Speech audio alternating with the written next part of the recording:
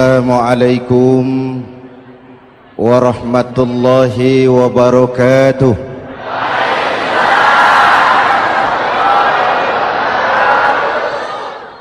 Alhamdulillah wassalatu wassalamu ala Rasulillah Sayyidina Muhammad ibn Abdullah wa ala alihi wa sahbihi wa mawalah, amma ba'du.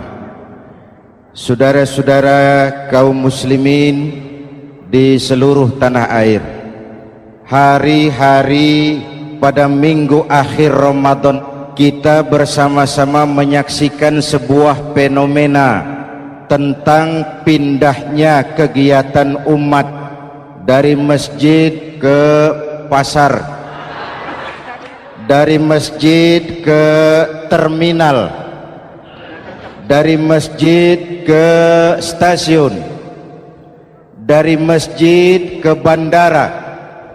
Apa boleh buat, itulah wajah kita. Bahwa lebaran artinya mudik, bahwa lebaran artinya baju baru dan makanan. Lebaran berbeda dengan Idul Fitri. Lebaran adalah tradisi yang setiap kita boleh ikutan.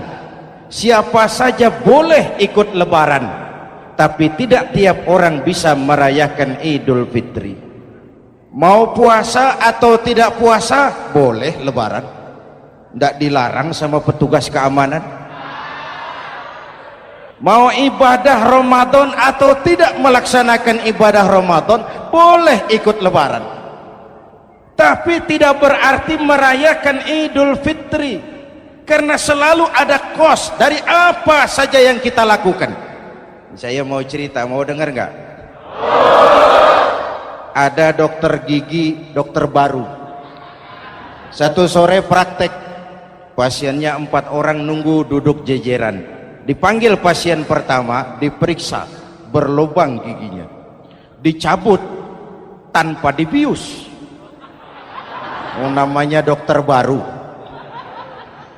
Pasien ini teriak, aduh sakit dok, tidak kuat, sakit. Teriakannya keras sekali. Pasien yang 3 orang yang nunggu gemeter, lari semua. Selesai dicabut, diobati, selesai, tanya, sudah selesai dok? Sudah mas. Berapa biayanya? 200.000. Loh, biasanya kan 50.000, kok 200.000? Biasanya sih memang 50.000, tapi siapa suruh kau teriak? Yang 3 lari.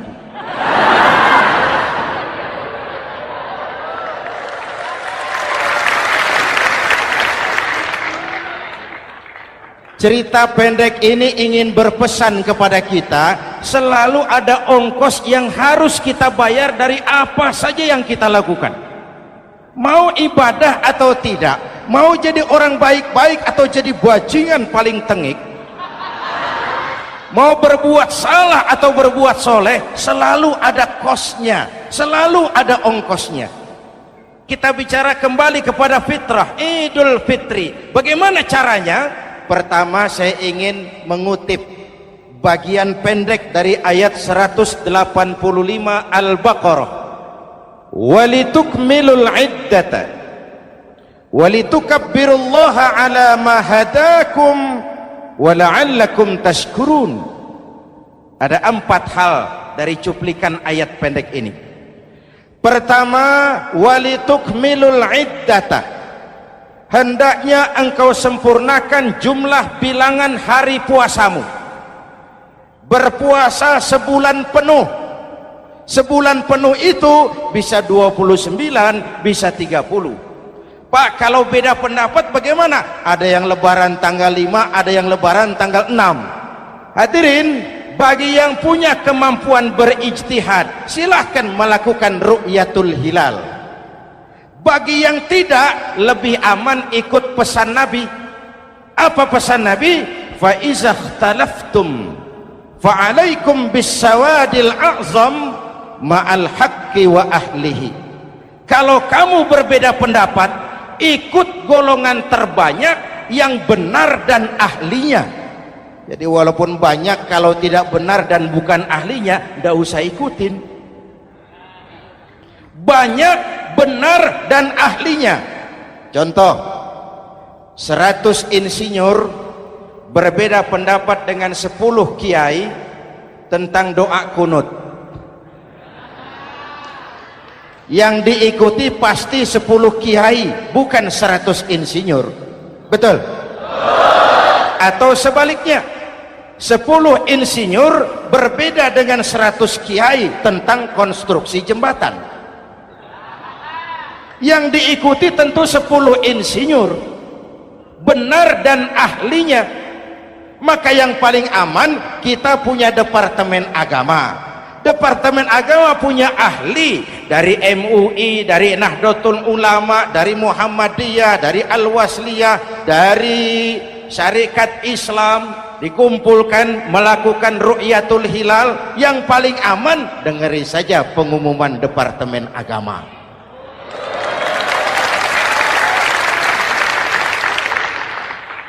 Tapi tetap menghormati mereka yang meyakini 1 Syawal jatuh pada tanggal 5. Beda boleh, marah jangan. Jelas? Saudara boleh suka tempe, tapi jangan menghina orang yang tidak suka tempe. Saudara boleh senang tahu, tapi jangan ngenyek karo wong yang senang tahu. Hadirin yang saya hormati, walitukmilul iddata. Kalau mau kembali kepada fitrah, sempurnakan jumlah bilangan hari puasamu. Makna sempurnakan di sini 2, sempurnakan 1 bulan penuh dan sempurnakan semangat puasamu. Walaupun Ramadan berakhir, puasa jangan selesai. Kenapa? Tangan kita masih tetap terus puasa dari mengambil yang bukan milik kita.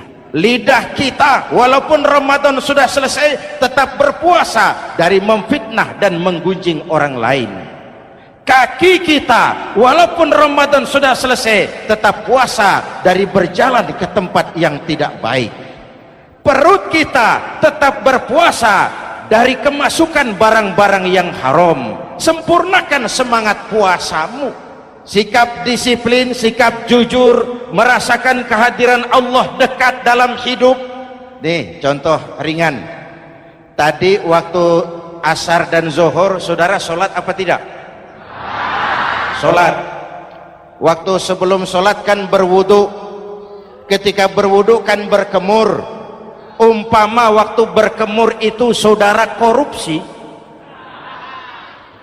sedikit saja airnya saudara minum, saya yakin jangankan petugas keamanan, teman wudhu sebelah pun tidak akan tahu kalau waktu berkemur saudara korupsi. Kalau selesai Ramadan ini diterjemahkan, insya Allah negara kita bersih, berkurang korupsinya. Hadirin yang saya cintai, saya kembali kepada pesan Al-Baqarah 185 tadi. Walitukmilul iddata, sempurnakan jumlah bilangan hari puasamu. Puasa sebulan penuh dan kemudian lanjutkan semangat Ramadan. Disiplin, merasakan diri di bawah pengawasan Allah. Sekarang ini Allah ditekan. Kita iman dalam ucapan tapi sekuler dalam perbuatan. Tuhan cuma ada di masjid, di kantor Tuhan hilang, maka korupsi merajalela. Tuhan cuma ada di masjid, di pasar Tuhan hilang, maka timbangan tetap curang. Iman dalam ucapan tapi sekuler dalam perbuatan. Kalau jiwa dan semangat Ramadan kita bisa terapkan, insya Allah korupsi akan berkurang. Sekarang kan kita prihatin, yang tadinya teriak-teriak wong cilik malah ribut rumah mewah. Yang tadinya teriak-teriak rakyat kecil sekarang malah ribut soal villa 5 miliar. Ini kan menyedihkan, memilukan dan memalukan. Tidak punya sense of crisis. Nah, saya juga nggak tahu apa itu. Udah dengerin aja, kenapa sih? Usil bener.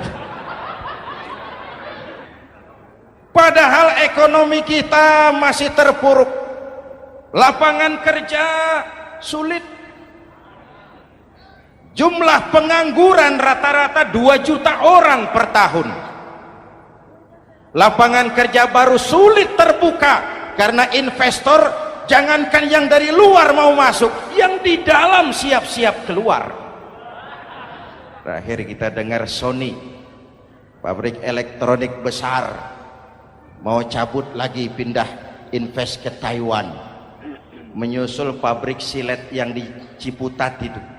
Ketika ditanya apa investasi di Cina lebih murah, tidak, dia bilang lebih mahal, cuma lebih pasti. Di Indonesia murah, cuma mejanya kebanyakan, biaya siluman,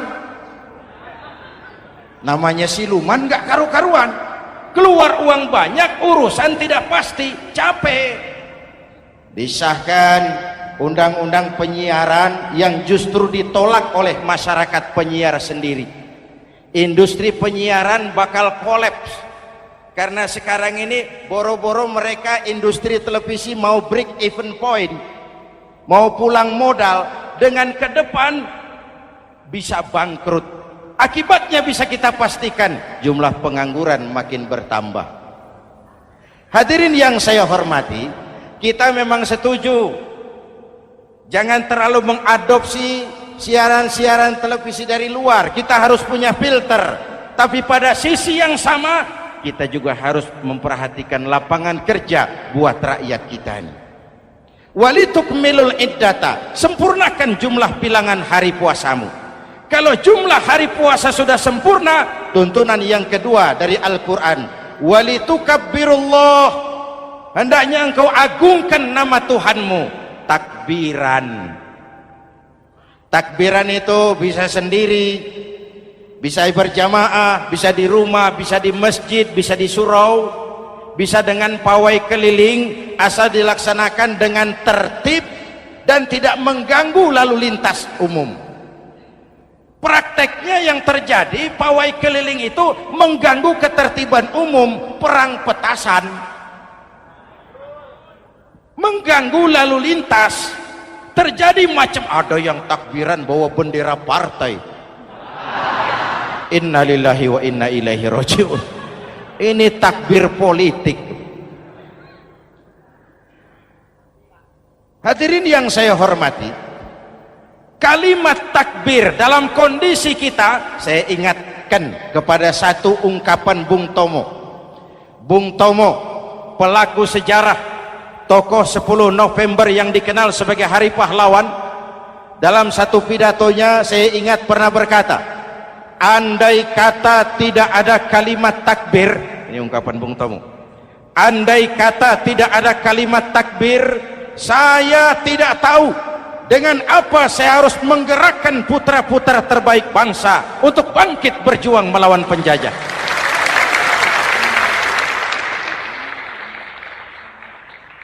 Ketika Allahu Akbar itu londo, kelihatannya kecil, meriam nggak meleduk. Dahulu orang-orang tua kita cuma ada 2 kata, merdeka atau mati. Tidak berpikir nanti kalau menang dan merdeka saya jadi wali kota di mana.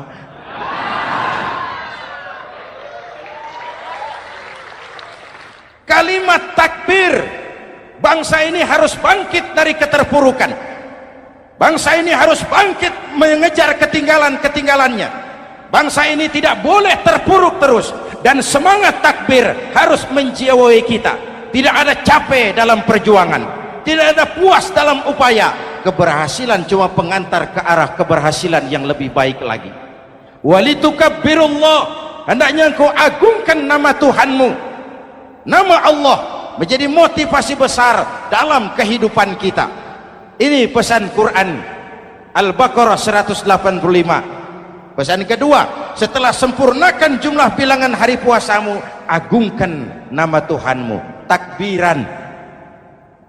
Kalimat takbir sendiri kalau kita lihat pada kalimatnya ada kata la ilaha illallah wahdah sadaqa wa'dah wa nasara 'abdah wa a'azza jundah wa hazamal ahzaba wahdah. Tidak ada Tuhan selain Allah, esa, tidak beranak, tidak diperanakan, wahdah, tidak bisa diumpamakan dengan apapun. Sadaqa wa'dah, Allah yang maha menepati janjinya. Wa nasara 'abdah, Allah yang maha menolong hambanya. Kalau bukan kebesaran Allah, berat berjuang Ramadan ini melawan musuh yang tidak nyata. Puasa itu kalau olahraga golep, benar Pak. Kalau tinju lawannya kelihatan, betul. Sepak bola musuh kelihatan, bulu tangkis kelihatan, golf siapa musuhnya? Itulah puasa, menghadapi musuh yang tidak kelihatan.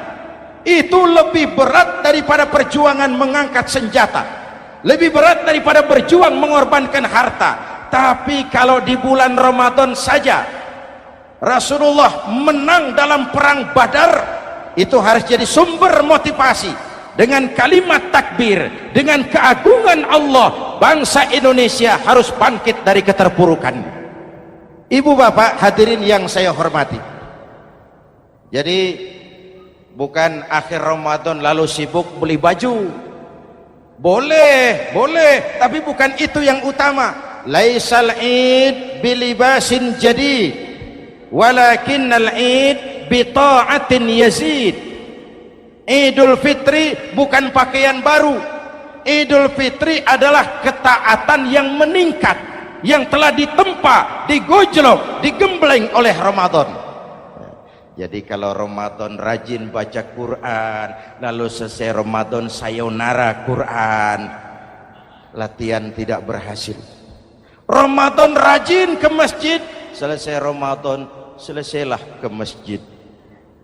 Awal Ramadan full house sampai ke halaman, akhir Ramadan cuma imam berdua tikar.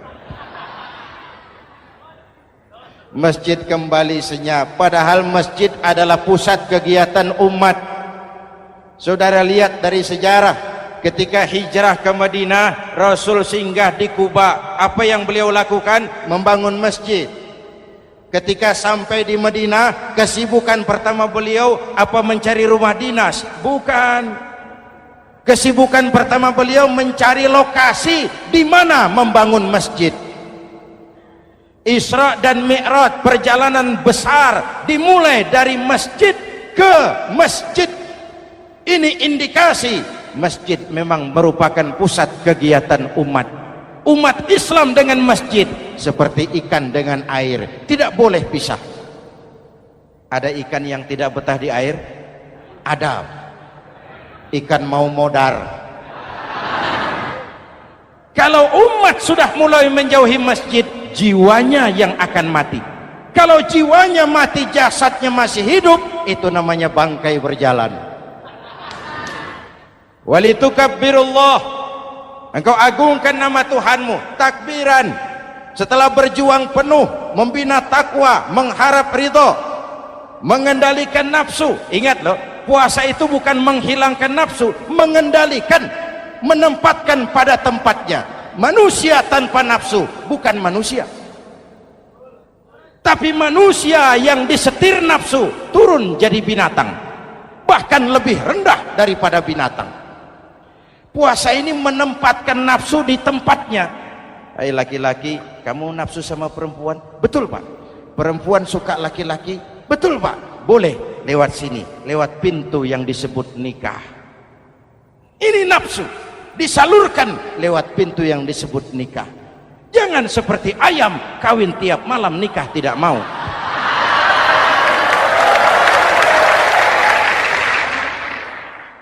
Hai manusia, nafsu kepada materi, kepengen kaya? Iya Pak, boleh. Usaha yang halal, jual beli yang halal. Wa ahallallahu al-bai'a wa harrama riba. Allah halalkan jual beli. Jangan ingin kaya lalu makan renten, ingin kaya lalu korupsi, ingin kaya lalu buka peternakan tuyul. Manusia ingin berkuasa boleh, tapi tetap punya etika dan moral.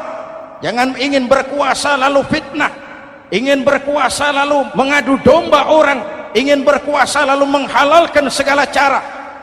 Puasa menempatkan nafsu pada tempatnya. Manusia yang dikendalikan nafsu lebih puas daripada binatang. Saya punya ungkapan lama, sebuas-buasnya kerbau makanannya tetap rumput. Saya belum pernah dengar ada kerbau terlalu buas lalu makan roti. Betul? Tapi manusia kalau sudah dikendalikan nafsu, manusia bukan cuma makan nasi, aspal,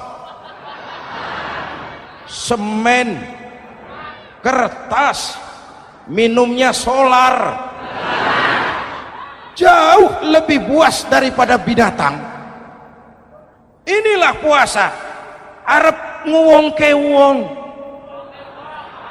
agar manusia itu jadi dirinya, fitrahnya, jangan dikendalikan oleh nafsu. Kita ini sudah diciptakan fi ahsani taqwim. Masya Allah. Hadirin, yang ketiga pesan Al-Baqarah 185 tadi, setelah sempurna jumlah bilangan hari puasa, lalu mengumandangkan takbir, membayar zakat fitrah. Kenapa itu kita lakukan? Mengagungkan nama Allah, ala ma hadakum, agungkan nama Allah yang telah memberikan hidayahnya kepadamu. Masya Allah nih, hidayah, kita bersyukur. Hidayah ini hak prerogatif Allah, diberikan kepada siapa saja yang dikehendaki oleh Allah. Kita bisa lihat dalam sejarah, ada anak Nabi tidak mendapat hidayah, tidak terpanggil mengikuti kebenaran yang disampaikan oleh bapaknya, namanya Kan'an, putra Nabi Nuh. Ada ayah Nabi bernama Azar, ayah Nabi Ibrahim, putranya penegak tauhid, ayahnya produsen berhala. Ada istri Nabi, istrinya Nabi Lut, tidak mendapat hidayah, tidak terpanggil mengikuti kebenaran. Lalu Abu Jahal, Abu Lahab, paman Nabi, melihat Nabi, menyaksikan mukjizat, mendengar wahyu, melihat tutur kata Nabi, hidayah tidak datang kepada dia, maka mereka tidak terpanggil mengikuti kebenaran. Kita alhamdulillah keponakan Nabi saja bukan, mendapat yang namanya hidayah ini. Ini harus kita pelihara, kita jaga baik-baik, karena ini merupakan hak prerogatif Allah. Yahdi man yasha, diberikan kepada siapa saja yang dikehendakinya. Hadirin, sembari kita mengambil pelajaran tentang Kan'an yang tidak dapat, putra Nabi Nuh. Ini saya ngambil bagian cerita sejarah, masih mau dengar? Nabi Nuh diberi umur 950 tahun, berdakwah sepanjang hidup. 800 tahun beliau dakwah, dapat pengikut tidak lebih 80 orang, rata-rata 10 tahun satu. Yang dihadapi ini umat yang kurang ajar, bandel, bajingan, tengik. Kalau diceramahi, telinganya ditutup dengan tangannya. Ini saking kurang ajarnya ini umat. Diberikan dakwah, telinganya ditutup dengan tangan. Nabi Nuh ketika di puncak kesabarannya munajat, ya Rabb, bagaimana Nuh? Siang malam saya berdakwah kepada umat ini, saya sampaikan risalahmu, saya canangkan seruanmu, saya sampaikan ajaranmu. Inni da'autu qaumi lailan wa nahara, siang malam saya berdakwah kepada umat. Wa inni kullama da'autuhum ja'alu asabi'ahum fi adhanihim, tiap kali saya sampaikan dakwah kepada mereka, mereka tutup telinganya dengan tangannya. Saya tidak sanggup menghadapi umat seperti ini, ya Allah. Habis mau kamu bagaimana Nuh? Sikat saja sudah semua ini, bikin mati saja. Nanti kalau punya anak, anaknya kafir lagi, lebih baik bapak moyangnya, mbah-mbahnya sikat semua. Rabbi la tazar 'alal ardi minal kafirina dayyara, jangan disisakan orang kafir, habisin semua. Itu mau kamu? Iya. Buat kapal Nuh, nanti aku turunkan banjir. Dengan apa saya membuat kapal ya Rabb? Pakai kayu Nuh. Kayunya dari mana ya Rabb? Dari pohon tentu. Pohonnya belum ada ya Rabb, tanam dulu Nuh. Membuat kapal kayunya nanam pohon dulu. Apa artinya? Perjuangan bukan simsalabim abracadabra. Perjuangan bukan makan lombok, ini hari dimakan, ini hari pedas. Perjuangan itu proses, ada keringat, ada air mata, ada darah, tempo-tempo nyawa. Itulah perjuangan.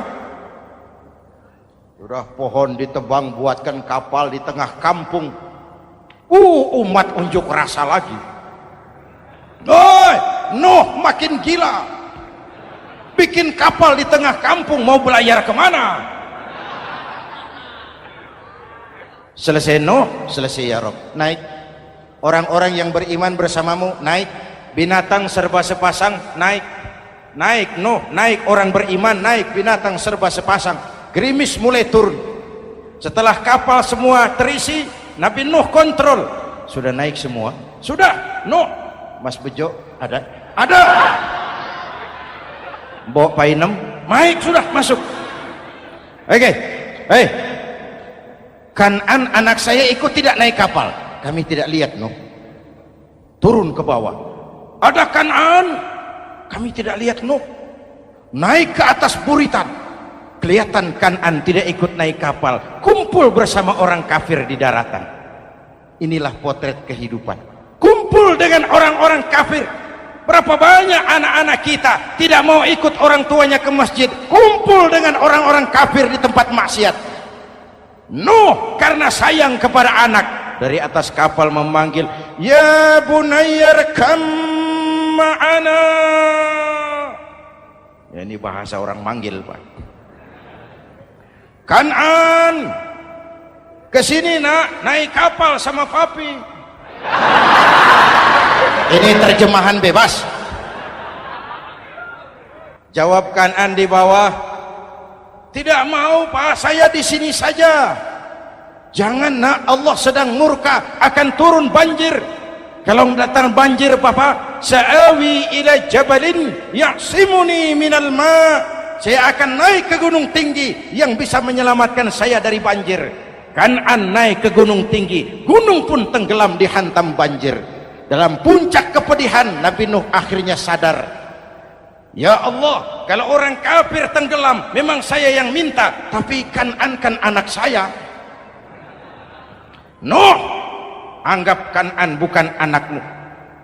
Wa innahu amalun ghairu salih. Nuh sadar, akhirnya bilang, ana urid wa anta turid wallahu fa'alun lima yurid. Aku punya kemauan, kau Kan'an punya kemauan, Allah juga punya kemauan. Kemauan Allah lah yang akhirnya jadi kenyataan. Nek sekarang juga kita ngadepi musim banjir.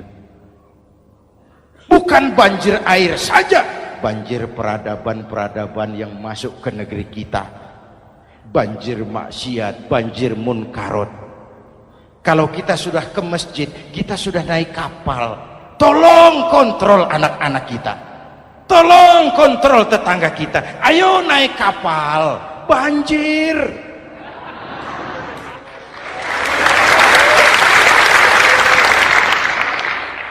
Ditutup ayat ini dengan wala'allakum tashkurun. Atas hidayah yang diberikan kepada kita, kita bisa melaksanakan ibadah Ramadan, bisa takbiran, dan diakhiri dengan ungkapan tasyakkur. Tasyakkur dan tafakkur, mensyukuri nikmat. Saya berulang kali mengingatkan, nikmat bisa berubah menjadi azab kalau kita tidak pandai mensyukurinya. Bayangkan Pak, tahun 87-an kita itu jadi negara yang berswasembada pangan. beras kita cukup untuk rakyat kita. Sekarang kita jadi pengimpor beras terbesar. Kita beli beras ke Vietnam, kita beli beras ke Thailand, ke negara-negara yang lebih kecil dari kita. Kenapa? Karena sawah kita tanami gedung dan beton. La in syakartum la azidannakum wa la in kafartum inna adzabi lasyadid. Kalau kamu bersyukur, aku tambah nikmat. Kalau kamu ingkar, tidak pandai bersyukur, awas, azabku pedih.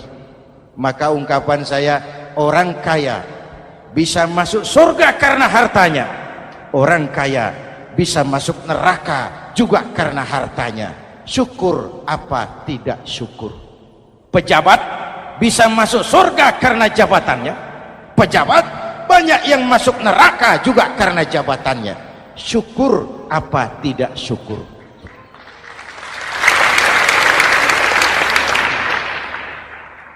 Orang alim, kiai bisa masuk surga karena ilmunya. Orang alim pun bisa masuk neraka lebih dulu dari penyembah berhala juga karena ilmunya. Syukur apa tidak syukur? Si jabatan sebagai pemimpin lalu menyadari sayyidul qaumi khadimuhum, pemimpin suatu umat adalah pelayan bagi umat itu. Pelayan harus melayani, bukan minta dilayani. Selama ini kita memandang jabatan itu jalan pintas menuju kaya.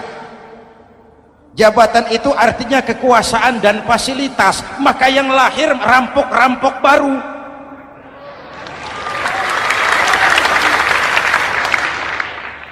Jabatan adalah alat untuk pengabdian di tengah rakyat yang sedang susah, di tengah negara yang sedang terpuruk. Kita memerlukan pemimpin-pemimpin yang sadar sayyidul qaumi khadimuhum, pemimpin suatu kaum adalah pelayan bagi kaum itu sendiri. Ibu bapak hadirin yang saya hormati, dengan mensyukuri itu maka makna Idul Fitri meresap kembali kepada fitrah kita sebagai manusia, fitrah kesucian. Secara sederhana orang gambarkan kembali kepada fitrah seperti bayi baru dilahirkan oleh ibunya, bersih, suci, tanpa dosa, lantaran sudah dibersihkan oleh ibadah Ramadan. Tapi para ulama khalaf ada yang mengartikan fitrah itu kecenderungan kepada kebajikan, kecenderungan kepada kebaikan, itu juga fitrah. Kembali kepada fitrah manusia, kecenderungan untuk berbuat baik. Kita lahir bayi tidak punya dosa, betul? Tidak ada dosa warisan dalam Islam. Kalau harta warisan ada, dosa warisan tidak. Karena itu dalam Islam juga tidak ada penebusan dosa. Kalau dosa bisa ditebus dengan uang, tentu Menteri Keuangan nomor 1 masuk surga.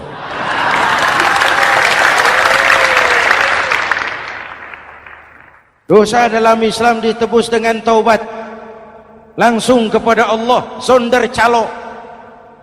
Hadirin yang saya hormati, kembali kepada fitrah seperti bayi baru dilahirkan oleh ibunya, bersih, tidak punya dosa kepada Allah lantaran sudah dibersihkan oleh ibadah Ramadan. Soalnya kemudian kita kan tidak hanya bersalah kepada Allah, kita ini juga bergaul dengan sesama manusia, betul? Sebuah hadis, sahabat ditanya oleh Rasul, atadruna manil muflis? Saudara-saudara, tahu kamu siapa orang yang bangkrut? Oh Rasul, orang bangkrut yang tidak punya uang, orang bangkrut yang tidak punya harta. Salah kata Rasul, innal muflisa min ummati, yang bangkrut dari golongan umatku, yang besok di hari kiamat datang menghadap Allah dengan membawa pahala solat, membawa pahala zakat, membawa pahala haji, membawa pahala sedekah pada satu pihak. Sementara pada sisi yang lain sebelah kiri, orang ini juga datang membawa kesalahan karena pernah mencaci maki orang, pernah memfitnah orang, pernah memakan harta orang dengan cara yang zalim. Satu sisi bawa kebajikan, sisi lain bawa kesalahan. Kalau ini yang terjadi, bagaimana nasib kita, kata Nabi? Tuhan, ini pahala solat saya, ini solat yang wajib, ini yang sunnah, rawatibnya, nawafilnya. Datang orang, sebentar Tuhan, apa? Dia memang rajin solat, tapi saya pernah dicaci maki. Hancur nama saya, remuk hati saya. Di dunia saya tidak bisa membalas karena dia lebih berkuasa. Sekarang saya menuntut keadilan. Betul? Iya Tuhan. Sini, pahala solatmu kasih orang yang kau caci maki. Tuhan, ini pahala puasa saya, yang wajib Ramadannya, sunnah 6 hari Syawalnya, Senin Kemisnya. Ini Tuhan. Datang lagi, sebentar Tuhan. Kenapa? Dia memang rajin puasa, tapi saya pernah difitnah tanpa benar, dicorengkan arang ke dahi, hancur nama saya karenanya. Saya menuntut keadilan karena di dunia waktu itu cuma banyak pengadilan, tapi tidak ada keadilan. Benar? Benar. Ini pahala solatmu kasih orang yang kau fitnah. Tuhan, ini pahala zakat saya. Datang lagi, Tuhan, dia memang suka zakat, tapi korupsinya lebih besar dari zakatnya. Nuntut keadilan. Sini, pahala zakatmu kasih. Kalau habis pahala kebaikan, orang yang menuntut masih banyak, diambillah dosa orang yang kita sakiti, diberikan kepada kita. Pahala dipreteli, dosa diberikan. Apa enggak bangkrut? Ibarat orang dagang, modal habis, tagihan hutang datang terus. Kenapa? Orang ini cuma baik hubungannya kepada Allah, tapi tidak baik hubungannya dengan sesama manusia. Karena itu, dalam konteks dengan fitrah, manusia makhluk yang fitrah. Apa fitrah itu? Pertama, manusia makhluk yang bertuhan. Itu fitrah. Mengingkari Tuhan, mengingkari fitrah. Yang kedua, manusia makhluk sosial, zon politikan. Itu fitrah. Kita tidak bisa hidup sendiri. Betapa dan siapapun kita memerlukan yang lain. Maka nuansa Ramadan intinya adalah silaturahmi. Nuansa Idul Fitri silaturahmi antara sesama kita. Ada baiknya saya ingatkan lagi sebuah hadis. Masih mau dengar? Selesai sholat Id, sahabat mendengar Rasul mengucapkan amin 3 kali. Amin, amin, amin. Ya Rasul, ada apa? Tadi turun Jibril selesai sholat, mau berdoa. Muhammad, aku mau mohon kepada Allah, mau kau aminkan? Silahkan Jibril. Jibril doa, Rasul amin. Doanya 3 macam permohonan, maka Rasul 3 kali mengucapkan amin. Kalau sudah Jibril yang doa, Rasul yang amin, apa iya doanya ditolak? Apa isi doanya? Yang pertama, ya Allah, doa malaikat Jibril, hari ini 1 Syawal, waktu itu doanya, saya mohon kepadamu, jangan engkau terima puasa dan ibadahnya anak yang durhaka kepada ibu bapaknya. Rasul mengucapkan amin. Renungan buat kita. Itu sebabnya barangkali sesibuk-sibuk di Jakarta masih mau mudik nemui orang tua. Yang kedua, ya Rabb, saya mohon kepadamu, jangan engkau terima puasa dan ibadahnya istri yang durhaka kepada suaminya. Amin. Kedengaran Bu? Ada ibu-ibu tanya, Pak, kalau suami yang durhaka sama istrinya bagaimana? Nah, hadisnya tidak menjelaskan itu, Bu.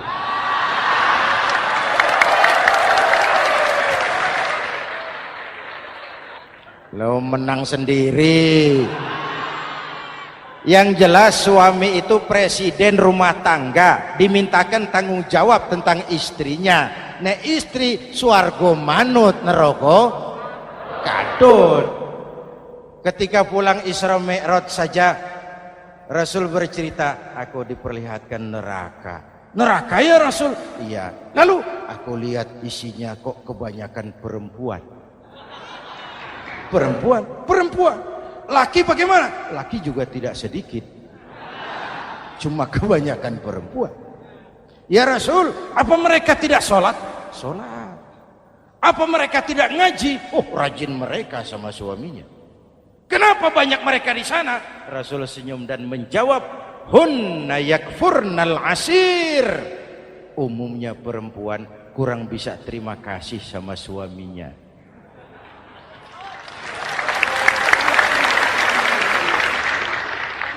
Ini penyakit turunan. Oi, ngaku oi.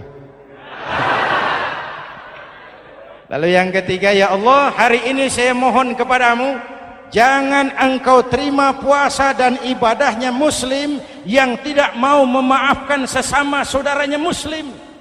Memaafkan lebih berat daripada meminta maaf, tapi memberi maaf lebih mulia daripada meminta maaf.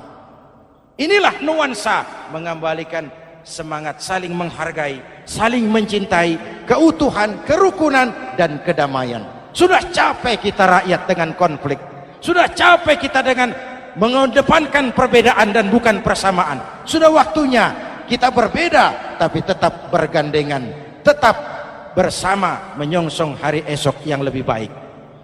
Mintalah ridho ibu bapak, suami kepada istri, istri kepada suami, dan memaafkan sesama saudara muslim sehingga kita benar-benar kembali kepada fitrah. Terima kasih dan mohon maaf, semoga ada manfaatnya. Usikum wa nafsi bitaqwallah. Wassalamualaikum warahmatullahi wabarakatuh.